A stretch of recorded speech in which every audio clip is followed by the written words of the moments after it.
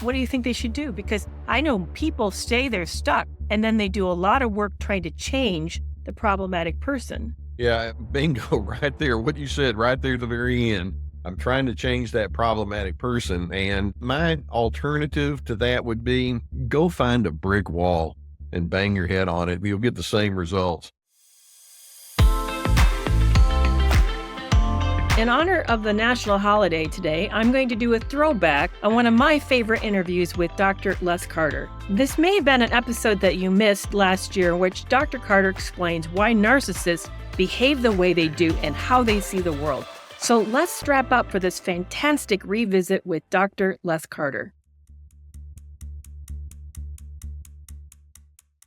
So I'll let you introduce yourself, Dr. Carter. Tell us a little bit about what you do, how you got into this, and sort of your specialty. Well, first, Kerry, let me say thank you for allowing me to be on your program with you. I'm living in Waco, Texas now. I retired here a little over 2 years ago, and I had maintained a very active counseling practice in the Dallas, Texas area, which is about an hour and 40 minutes north of here, for 41 years. And I had been I graduated from Baylor University. Then I got my doctorate at the University of North Texas and stayed in the Dallas area, which is where North Texas is just barely north of that. And wound up being for 25 years with the Menor Meyer Clinic. Some people might still remember that. And we did a lot of radio and writing and things like that. And then I set up my own practice with a colleague of mine. And we wound up having a clinic with 7 therapists for the last 16 years of my practice there. I started out doing a lot of anger management work, and that comes a lot from trying to figure out the old Carter family system and, what was going on way back when with all the men in the Carter family. And then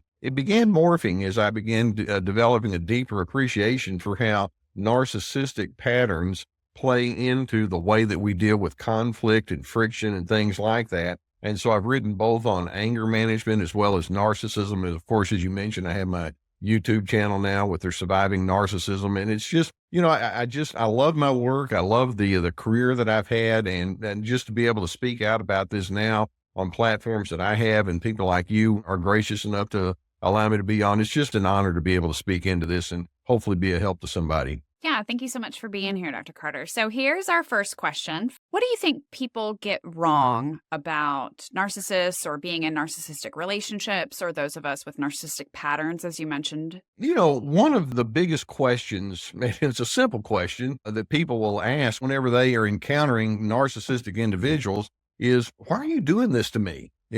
And they begin just seeing narcissists as having them in their scopes, thinking you're just taking target practice on me. And one of the things I try to remind people of is narcissists are going to be narcissists. You just happen to be a player on the stage. What they want to do is they bring their drama to you, and they have a real high attitude of entitlement and control and manipulation, and they operate with what I call alternate reality. And when you say, this doesn't work for me, or I don't understand quite why you're treating me in the way that you are, then they'll come along and say, well, that's because you're dysfunctional. And so we think, well, then you're just taking all of your problems out on me. And obviously, in a sense, they are. But then when you ask, why are you doing this to me?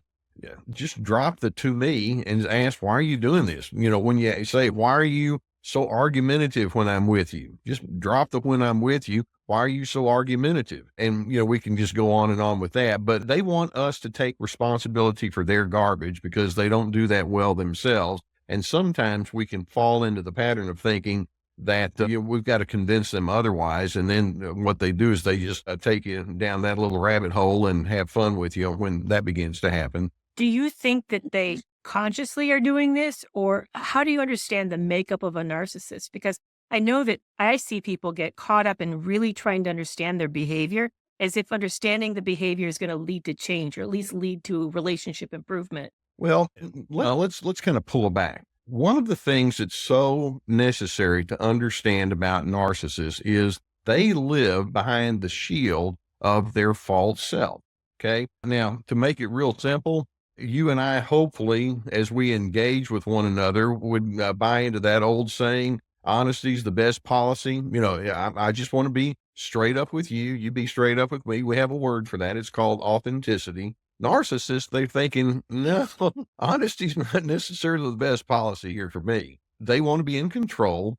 Beneath it, they tend to be very fear-based and shame-based.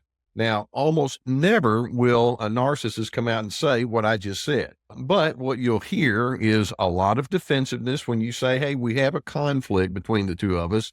Let's talk about that. Their defenses are part of their fear-based way of thinking. And so they can throw their walls up very quickly. They rationalize, they justify, and then they do the classic projection they see in you, what they won't come to terms with on the inside of themselves. And then when we say they're shame-based, the narcissists started out, just like you and I probably did as well, knowing that there's a judgment system out there, that people are going to grade you, and they're going to see if you measure up to their schemes or not. Healthy individuals begin realizing, I don't really feel like I need to live according to someone else's judgments. But narcissists don't have the confidence to think that way. What they've done, if they've decided, okay, I'm not going to let you see the real me. Honesty's not always the best policy. What I'm going to do, though, is I'm going to pronounce shame on you. And so and that's their projection. They see in you what they don't want to have to come to terms with on the inside of themselves. And so when you're dealing with narcissists, you're dealing with people who are playing this smoke and mirrors game with you constantly. And if they twist you around and bring frustration out of you, or then you say something or do something that has an anger element to it, they can point to you and say, see, look how dysfunctional you are. They love playing those kind of games. Do you know what I'm talking about? Mm-hmm. Oh, we do. You ever been on the receiving end of that one? I wish I could say it never happened to me, but. So as a clinician, Dr. Carter, how was it for you working with these types of individuals? Was it easy for you to sort of point them out? You're like, oh, this person definitely is. Or did you find it difficult even working with them to see through that false facade that you talked about? Well, I mentioned that I did a lot of work in anger management. And in fact, as a young therapist way back when, I finished my doctorate in 1980, and there's not a real high demand for 26-year-old therapists.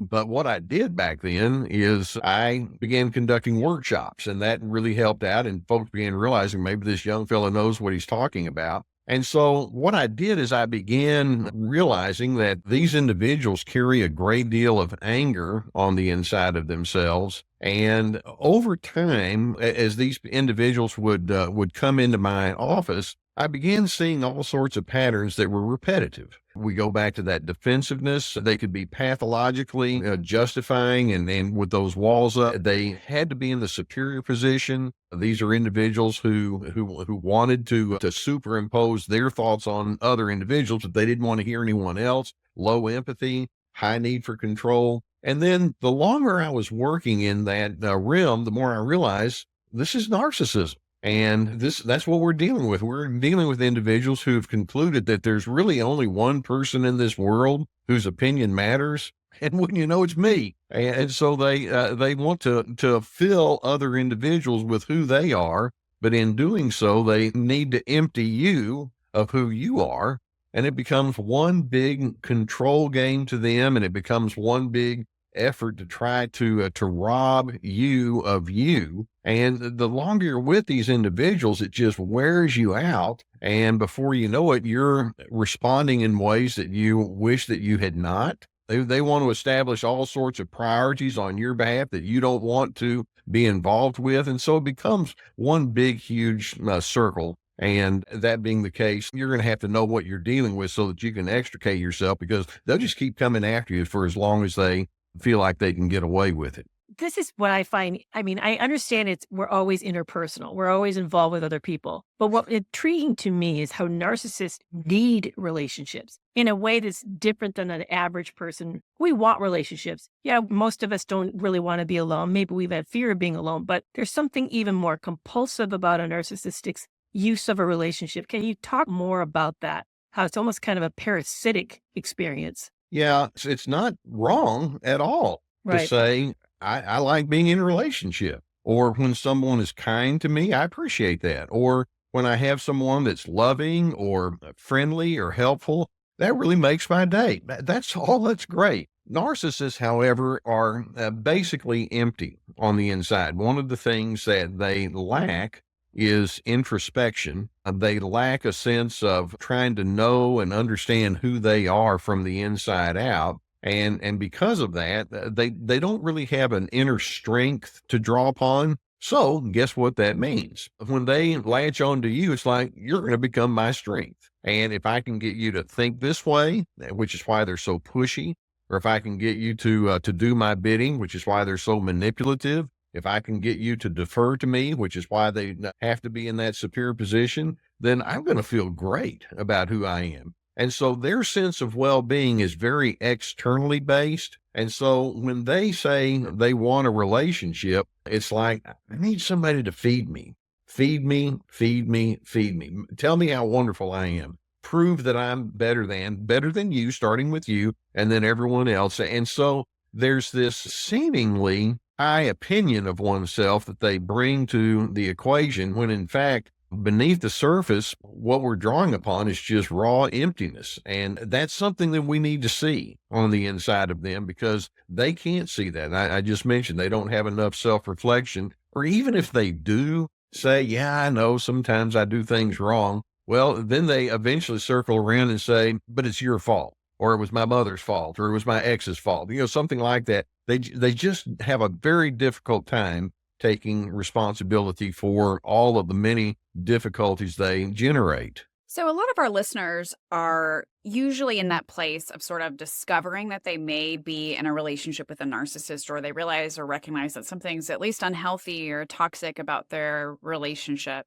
What do you think are the signs that someone can start to look at or point at and be like, I'm absolutely in a relationship with a narcissist, and I see these things? And you've said a few, like lack of responsibility, that defensiveness, likely that anger. Yeah. What other things might they look for? Going back to their need to be in control, how many times have you thought, this person just continues to nitpick at me? That would be a sign. Or this person has a pretty loose temper. In other words, all I have to do is one false move and I'm going to catch it. That's a sign. It may be that they're just super stubborn. And it's like, if I have something to say to that narcissistic person, it's like, why would I listen to you? That's low empathy. That's part of narcissism. These individuals might be secret keepers. And it's like, I want to know as much as I can about you, because that allows me to have an upper hand, but there's certain things you're not going to know about me.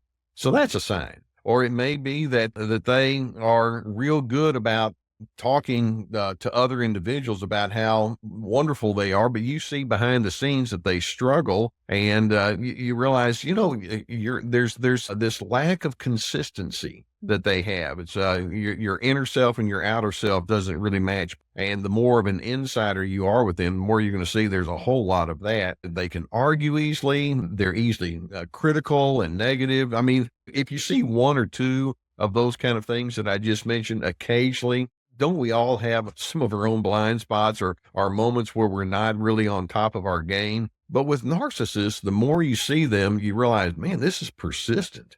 And probably one of the biggest things is they absolutely won't take responsibility for relationship problems. So, let's say that you and I have a conflict and a difficulty. And so I might say something like, hey, Tara, or hey, Kerry, there's something that's bothering me. In our healthiness, we would say something like, it doesn't surprise us that we differ. In our healthiness, we would say, well, let's just sit down and talk about it. What were you expecting, and what did you receive instead? And what would you like for me to know? And then I would sit down and listen to your concerns, and we would have a sense of mutual regard in the way that we would talk with each other. Narcissists, that kind of thinking just is completely lost on them. They see relationships as a competition. And guess who's the designated loser, by the way? And they're constantly wanting to one up. And it's like, no, if there's a problem here, it can't possibly be me. So something's going on with you. We've got to fix that. And so that's where they come with their bossiness and criticism and all the rest that goes along with it. And it's frustrating. But going back to my opening comments, one of the things you can think, what did I do here to warrant this? You have to remind yourself, this isn't about you. This is about their dysfunction, and they happen to be bringing it to you. You're a player on their stage with them, but this is about who they are. And it's so important to be able to make that distinction and develop the objectivity there that they're not going to bring to the equation. Yeah, that really leads me in great to my next question because I see people get stuck there so profoundly. When somebody's in a relationship with this type of individual and the problematic person makes it about the partner, the problem we're having is because you bring up the problems. We wouldn't have a problem if you didn't bring the problems up. But then they end up struggling about what do we do? Do we get more help? Do we stay? Do we go see our pastor? Do I just need to suffer this out? I mean, what do you recommend people do when they recognize, you know what, this is habitual. I'm seeing the signs that Dr. Carter just outlined. What do you think they should do? Because I know people stay there stuck and then they do a lot of work trying to change the problematic person. Yeah, bingo, right there. What you said right there at the very end. I'm trying to change that problematic person. And my alternative to that would be go find a brick wall and bang your head on it. You'll get the same results. Sure enough. And by the way, one of the things that you'll hear people say is just if you have a narcissist in your life, go no contact. Well, wouldn't that be nice? But sometimes that's exactly what you need to do. And sometimes you can do it because you don't have, people hanging on with you and you can just move on down the road. And if that's possible, that's a great possibility. Other times, though, it's not quite that simplistic. And when you hear my videos or my writing and all, I tend not to put these one size fits all kind of solutions on individuals. But you want to remind yourself, again, I'm dealing with somebody who's not reflective. They don't want to take responsibility. And so I can talk with them perhaps about strategies that might be more helpful than what we've been doing here in our relationship so far. But by and large, if there's going to be any kind of healthiness, well, being healthy means you have to have a certain healthy interior. And narcissists don't have that. They've got that emptiness I mentioned, the shame base, the fear base, the false self, the entitlement, the selfishness, all that goes with it. So we go to the use of a word that's very popular and has been quite some time in the field of psychology, and that's the word boundaries. And a lot of times people think boundaries means just tell everybody no and that'll solve the problem. But boundaries is something much, much bigger than that. Boundaries begins with you defining within yourself who you want to be. And that's no small kind of a task that individuals are required to maintain. When I was in my counseling practice, I would ask people, let me know tell me what kind of characteristics that you want to have dominate who you are and how you want to be known. And so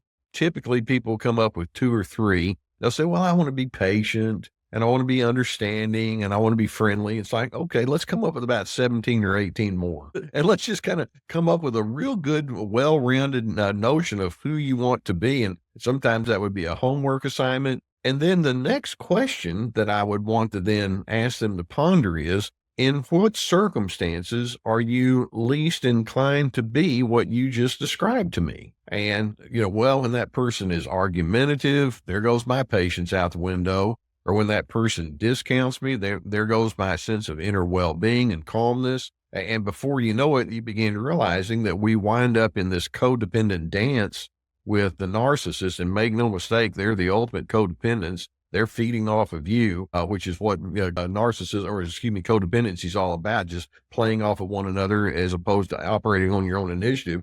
And then the question becomes, well, can we be in a position here where I can go ahead and live and act upon the ingredients, the traits, the qualities that I want to be. And if that person joins me, that would be wonderful. And if they don't join me, I'm still going to stick with my initiatives anyway. And that's hard. Yeah. Because it does require a certain moving off or moving away from them emotionally, even though physically you may have to still be in their presence. I mean, it's just, that's the stuff that therapy consists of. Yeah. And breaking that down into, the theoretical parts, but then breaking it down into real life circumstances with individuals. As a result of my narcissistic partner's defensiveness, lack of responsibility, lack of accountability, that projection, I thought that I was the problem. I thought I might be the narcissist, that I needed help. I was doing all the self-help, going to therapists, all that kind of stuff to try to fix me, because clearly I must be the problem in my relationship, because here's this person that I love, who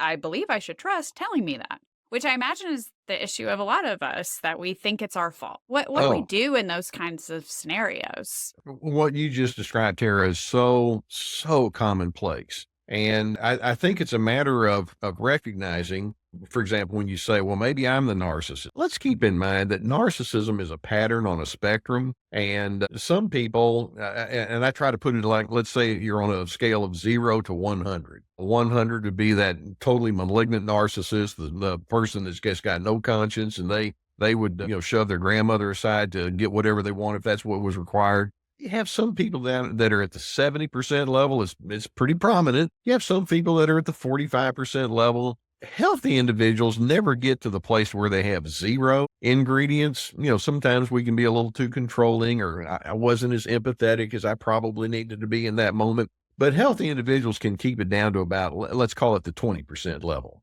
And again, this is not technical, but you understand what I'm saying. And so narcissists, though, they'll take that little 20%. Now, most of the time you're doing pretty good, but they'll take those moments where maybe you were less than sensitive or you were too agitated. And it's like, see, this proves it. You are screwed up through and through from head to toe. And, they do this all or nothing, black and white. And, when you've been exposed to that kind of communication over and over and over, then it's like, maybe they're right. Maybe I am as messed up as they say. And then they're over there thinking, oh, I so have you going. And so I think, am I right? Yeah. And then at some point it's like, wait just a minute. I'm dealing with a master manipulator here. That's what they do. And when you begin examining, it's like, I really don't have this strong need to tell people how to live. I mean, yes, I like to coordinate, but I don't really see myself as being that highly controlling.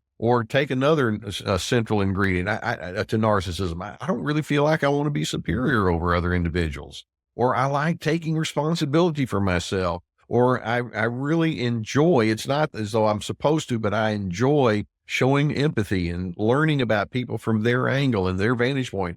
And, I want to see myself as equal to another individual. No one up, one down. When you begin realizing that's what my core is, I'm hoping you can remind yourself that those kind of characteristics do require a certain amount of reciprocity for it to be full. But the narcissist, they're so into the competition, they want to beat you down, that the way I put it is they become thieves and they want to rob you of the real you. And so that's why it's so necessary once you see that they take the initiative of the control and they take the initiative of invalidation and they're pathologically defensive. It's like, wait a minute, this may not be bringing out the best in me, but this is not all about me either. I have to remind myself that I'm dealing with somebody who's been living behind that false front portrayal that they do pretty much their entire lives. And typically as they get deeper into their adult years, unless they get some sort of therapy or have some sort of major crisis, it tends to just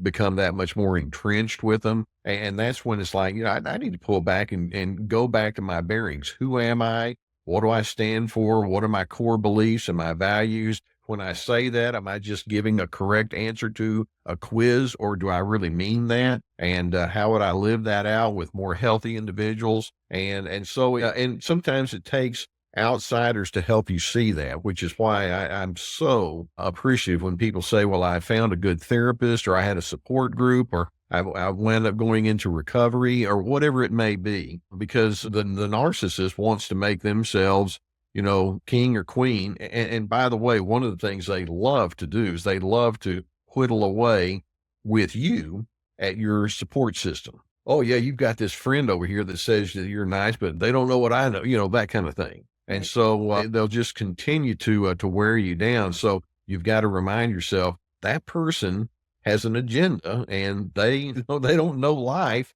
in a good way beyond just me getting my narcissistic supply from you.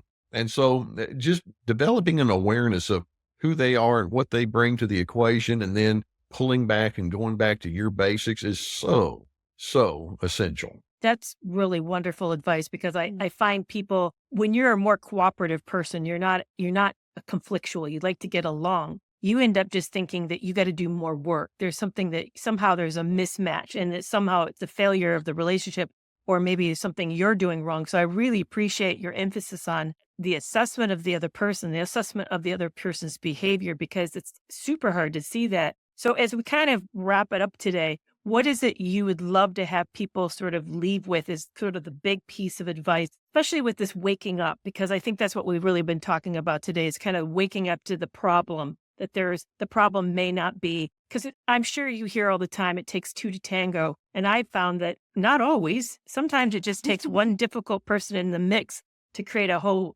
problem. So anything you'd like to really leave people with about this? Well, remember I started by saying one of the things that in healthy people do, we like to go with the notion that says honesty is the best policy. And narcissists is like, no, I don't do that. I'll let you think that I do, but I don't. Honesty, though, is so essential. And you want to be willing to honestly assess yourself. What kind of things do I say and do that I wish that I hadn't or that I could do better on? Be honest about that. But then also, as I mentioned just a moment ago, when you see that, I do have a pretty decent track record of tuning into other individuals, and I want to emphasize kindness and patience and humility and honor and respect. On my YouTube channel, I say Dr. C, DRC stands for dignity, respect, and civility. Those are leading characteristics that I want to have. As you're able to objectively pull back, take the emotion out, and ask, who am I? How can I improve? Narcissists don't ask that question, how can I improve? They think, how can you improve so that my life's going to be better?